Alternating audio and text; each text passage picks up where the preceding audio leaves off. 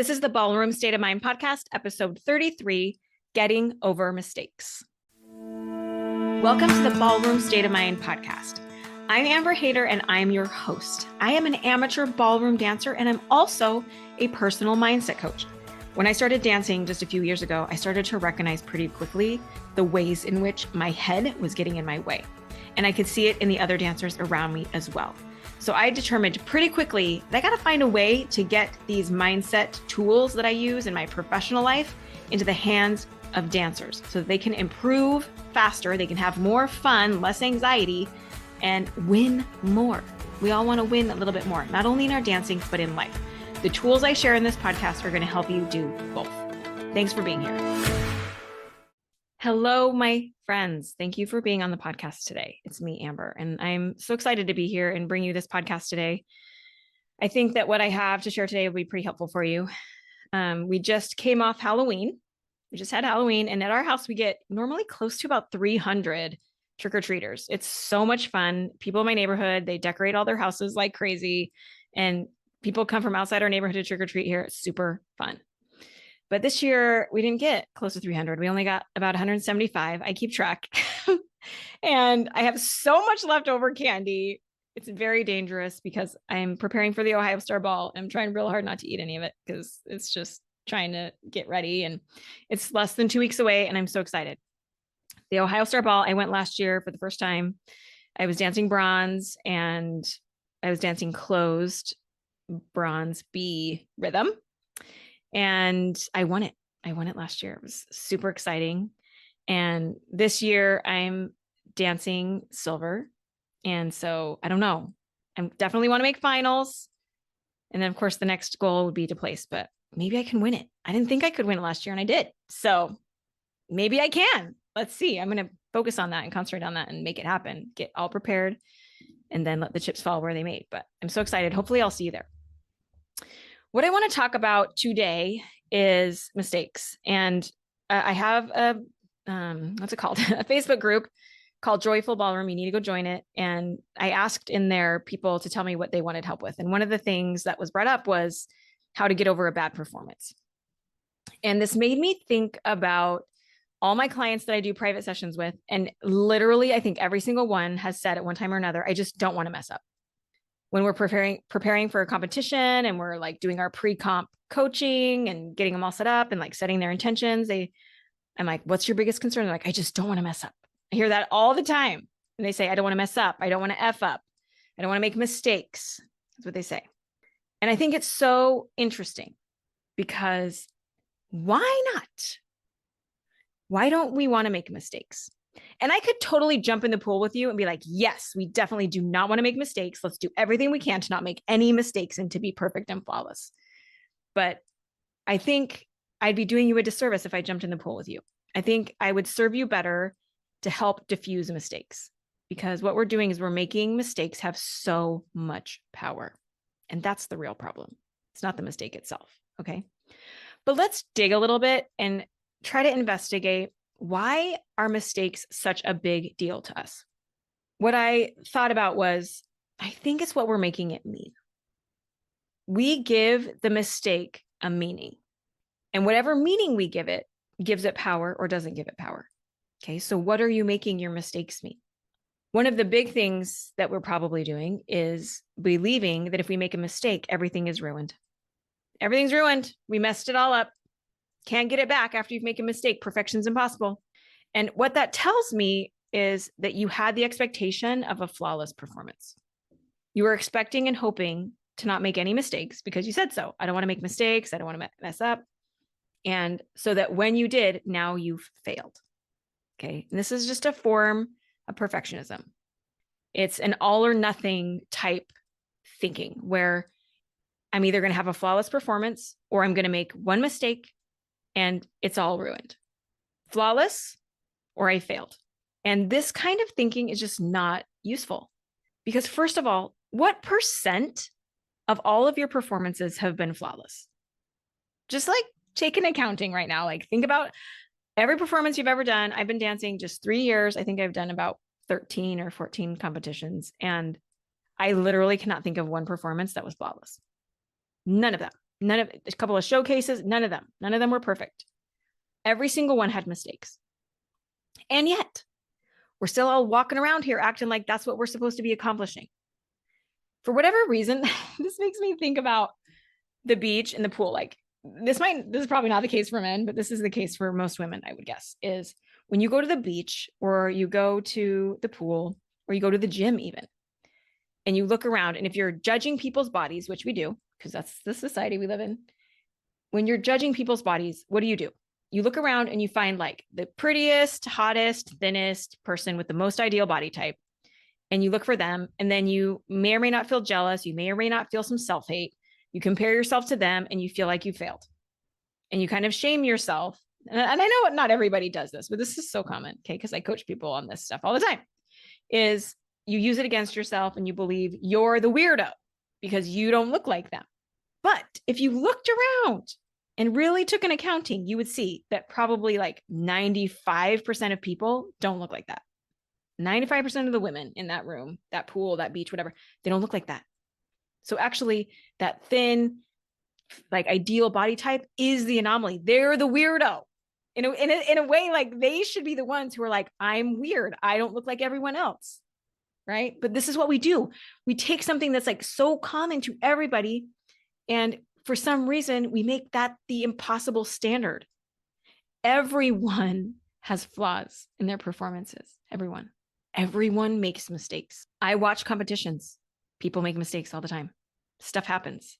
People get bumped. People get knocked over. People slip and fall. People's shoes get caught in their dress. You guys have seen it all. Everybody makes mistakes. Even pros have things about their performances that don't go like they want. Okay. The norm is making mistakes. So why are we walking around thinking it's supposed to be flawless?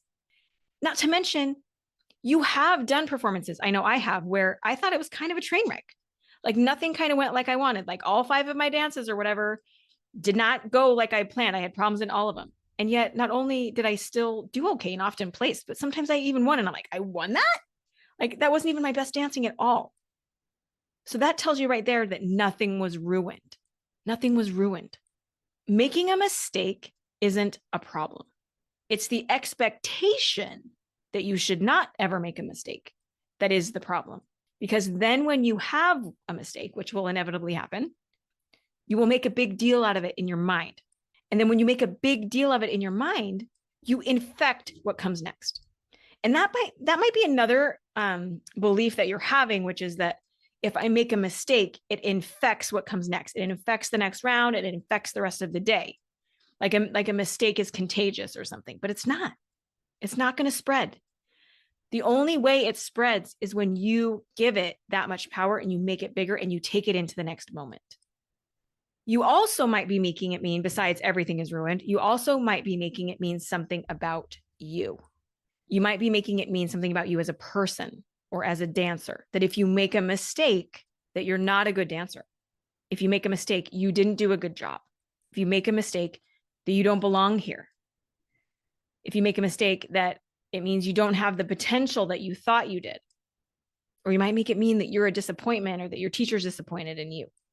But when your ego or your self-esteem is riding on a flawless performance, this is going to ratchet up the pressure on you to get it right.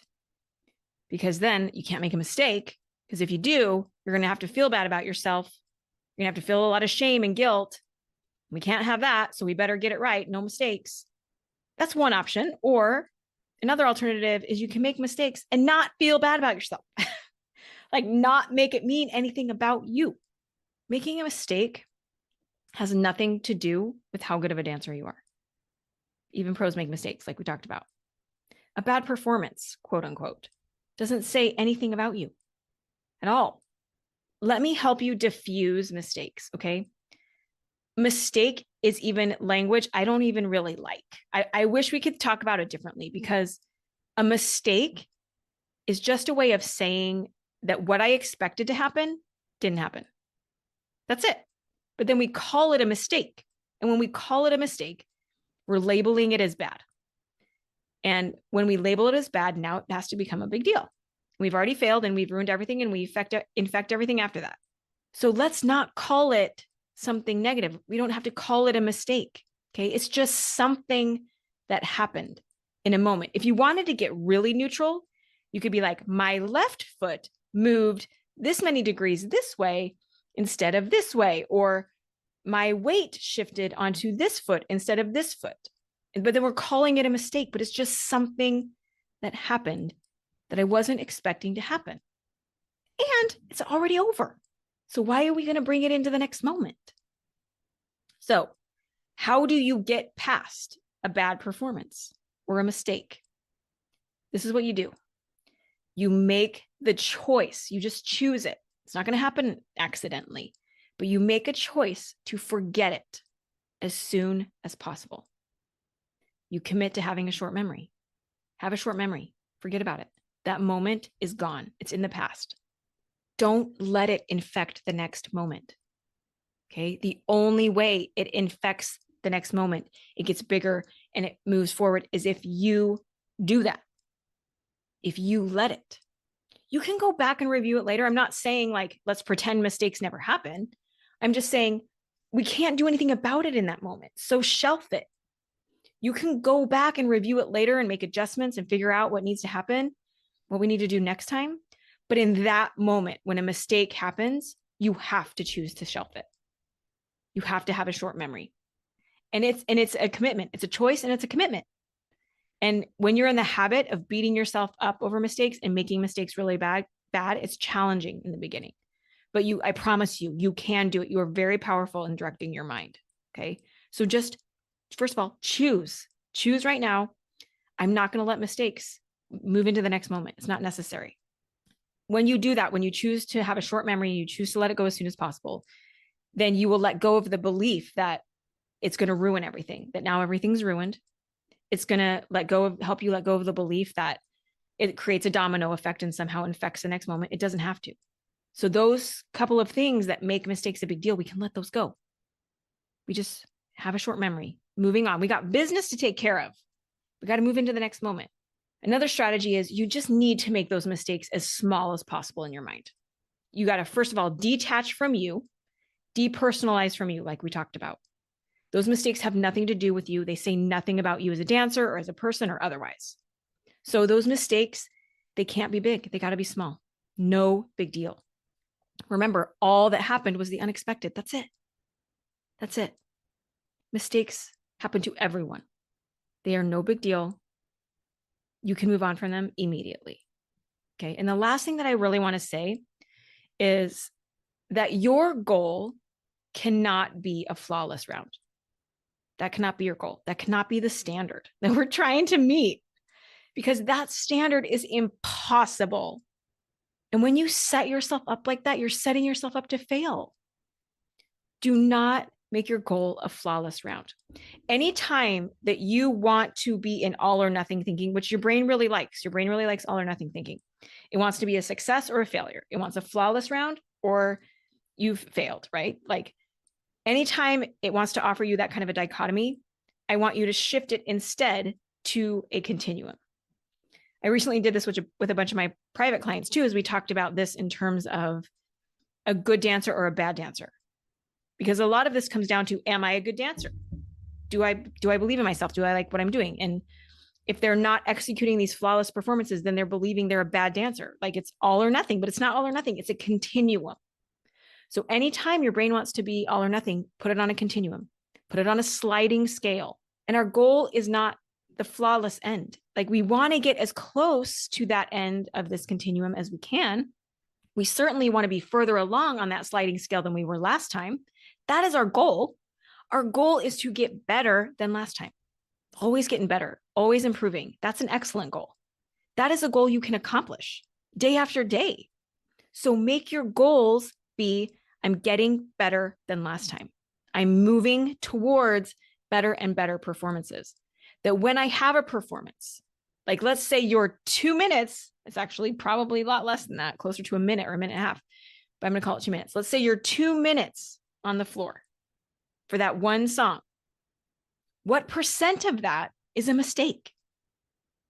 It's a fraction of a second, most likely. And in our mind, that fraction of a second has destroyed the whole 2 minutes. That's like 0.5%. It's like 0.5% of your total performance. And you're like, in your mind, kind of throwing it in the trash. Like, no, our goal is to just have the highest percentage of success that we can. And we want to minimize the mistakes. And we want to do all the preparation that we can to minimize those mistakes. But our goal is not a flawless round. Our goal is getting as close as we can and minimizing our mistakes. And that is success. Expecting a flawless round, setting yourself up for failure. Don't do that. Okay. I love you guys. I really hope this has diffused mistakes for you, because they really are not that big a deal unless you make them so. And the great irony is that when you can let go of these mistakes and diffuse them, not let them be that big of a deal, not worry about them, the less mistakes you will make. Okay. When you concentrate on making mistakes, like I don't want to make mistakes, you create more tension, you create more anxiety, and you increase the likelihood that you will make a mistake. So this isn't like, I say this kind of a lot, like, it's not just the power of like positive thinking. Let's just be positive. No, I'm telling you this because when you let go of mistakes, you will make less of them. I love you. I hope to see you soon. If you're going to be at Ohio, please find me. Like, I would love to chat with you. Okay.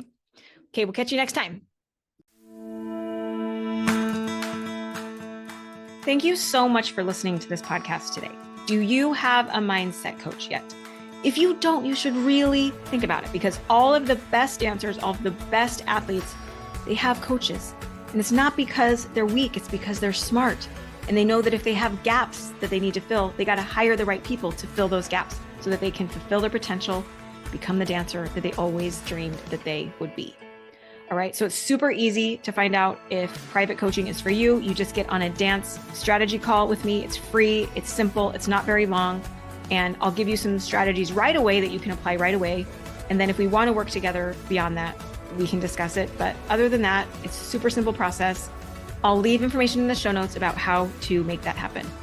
So thanks for being here today.